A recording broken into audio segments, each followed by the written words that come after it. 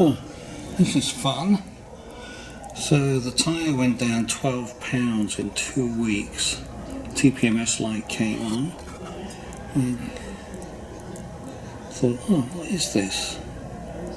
And I can see it's bubbling. Very slow puncture.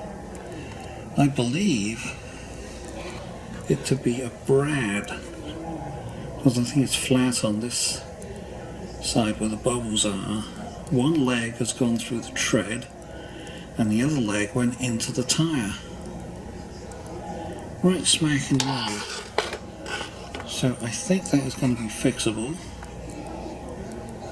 and I'll work on that. Yeah, I got the tyre off. Bit of a struggle getting the bead off, but it worked. That is a single nail that's come through right about here. So I've circled it so that it will match that particular plug right there. So I need to grind off all the ribs in that area. Let's have a look, see on the other side where it went through. And here it is on the other side. So it's right here. So it probably went through at a bit of an angle, but it's a reasonably straight hole. I'll drill a hole at a very slight angle and maybe drill from the outside. Now I've just got to remove it. That'll be fun. Yeah, it had already broken around the top here, so this was pretty easy to pull out.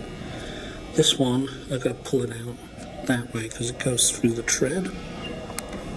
And that right there is all that came out. And it's not the full width of this tread, so I think a little bit of it is left inside, but that doesn't matter. It's the hole over here that matters. Okay, I have my carb idle jack cleaning tool, which is a very thin wire from a wire brush stuck in, added to this match handle here. And that is a pretty straight in hole. So I'm memorizing the very, very slight angle. There's a tiny bit of angle going up, almost straight, and a little bit going that way. Okay, now I need to drill a nice big hole through there to get the patch in. Yeah, there's what that tool looks like. See, it's just a wire from a wire brush stuck in the end of a match handle, and I was able to find where that hole is. So this drill may seem a bit brutal compared to the size of the brad, I think it is, that was stuck in there. It has to work because you've got to be able to get this through without pulling it apart. So after several experiments, so I've only done 2, but I had to experiment with a few, I found that for this 4mm, you've got to do a tap drill or a hole drill of this size. They're very close to each other, and then you pull it in nicely. It's a nice tight fit, and you get it all glued in. Right, let's grind off the inside. Okay, just checking to see if I've got the ribs cut back far enough. I think I do. Let me do a little bit more over here. This side. Oh, they're pretty flush. They're quite flush. Okay, time to clean it up. Start gluing, pulling that through. So I'm following the application instructions, peeling off the blue stuff. Just got one little bit left to peel off. Right, so I've got the wire from the plug poking through the hole. Now I'm just going to pull it through with the pliers. Okay, I've got it through the tyre. And while doing that, this tapered lead in pulled out, which is okay. It's all off now. And this is peeling off the little plastic on the inside.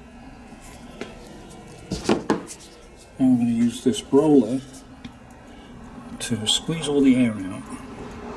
Need 2 hands for that. Now you're supposed to put this special tyre sealant on because when you grind this off, it makes the surface a bit porous, but I'm going to use the same rubber cement, this stuff, to just put another coating on and coat the whole of the inside of that valve area. Right, now I'm just going to snip this bit off with wire cutters. bit that's sticking out, and I'm just doing it flush like that, and that'll wear down all on its own, and I'll know where it is. Okay, time to reassemble and test. So I've been putting some of my tire lube on here.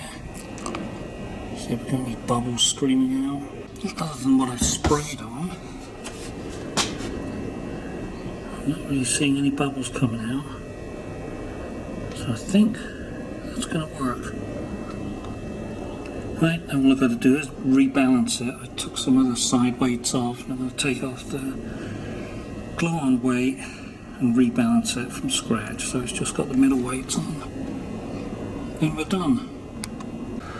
Alright, so that took me a little over an hour and a half to actually do the puncture and the tire removal, the balancing by hand, about an hour or so to set all the stuff up, tear it all down. I still have to wash hands, but at least it's holding pressure, and I think it's going to work until the tire wears out.